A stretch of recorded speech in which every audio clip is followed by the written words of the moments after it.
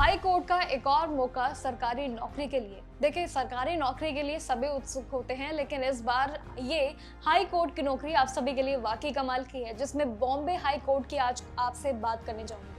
Bombay high court की नौकरियों के लिए वैकेंसी यानी कि हाई कोर्ट ने एसोसिएट पोस्ट के लिए रिक्रूटमेंट नोटिफिकेशन भी निकाल दिया है और जिसके लिए सारी प्रक्रिया एक्टिव हो चुकी है, जिसमें सैलरी को लेकर सबसे शुरुआती आपके साथ आज बात करूंगे, जिसमें सामान्य पूरे दोनों के आपके लिए कमाल के जो पोस्ट होंगे वो भी अलग से, और जिसमें कुल मिलाकर 28 पोस्ट इस बार होंगी।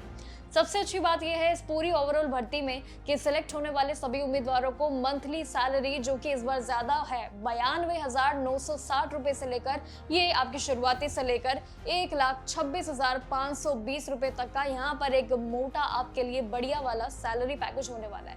लेकिन इसी के साथ ही अलाउंसेस भी आपके जुड़ेंगे, ये भी मान के चलिएगा। अब सिंपली सारे पैटर्न्स को धीरे धीरे बात करते हैं। अप्लाई कैसे करने हैं, क्वालिफिकेशन क्या रहेगी, योग्यता क्या रहेगी, ये सभी कुछ चीजें, क्योंकि अब बॉम्बे हाई कोर्ट में अगर चाहते हैं अपने करियर की शुरुआत तो ये लॉ डिग्री के साथ जरूर अपनी तय कर लीजिए। क्वालिफिकेशन के साथ साथ यहाँ पर आपकी टेक्निकल स्किल्स भी मांगी गई हैं, ये याद रखेगा। आपको कंप्यूटर की एक अच्छी खासी बेसिक नॉलेज होनी ही चाहिए।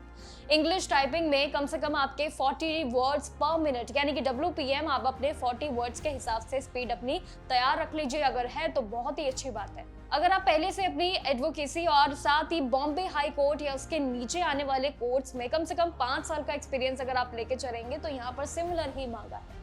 एक और जरूरी बात है इस पूरी ओवरऑल भर्ती की कि आपको इंग्लिश शॉर्ट हैंड यानी कि 80 WPM और टाइपिंग में 35 WPM, ये जरूरी यहाँ पर आपके लिए ऑप्शंस है, इनके हिसाब से तैयारियां रखना। मराठी भाषा की समझिए आपको जरूर होनी चाहिए और आपको सिलेक्शन में प्रेफरेंस इसी तौर पर भी दी जाएगी। अब इसके बाद मेन सवाल आपका होगा कि आखिर आयु इसके लिए क्या रहेगी। देखिए, यहाँ पे आयु सिंपल है, 21 से लेकर 38 यानी कि 21 से लेकर 38 आपके लिए एक सेफ स्कोर जरूर बनेगा। महाराष्ट्र की रिजर्व कैटेगरीज यानी कि SC, ST, OBC और SBC उम्मीदवारों के लिए यहाँ पर एज में भी 5 साल की रिलैक्सेशन दी गई है। सबसे बड़ी छूट इसी में है।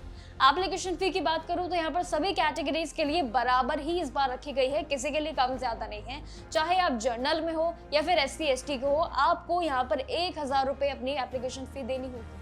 सिलेक्शन प्रोसेस में भी यहाँ पे 2 फेजेस होंगे। पहले आपको 100 मार्क्स का रिटन एग्जाम देना होगा, स्क्रीनिंग टेस्ट भी होगा।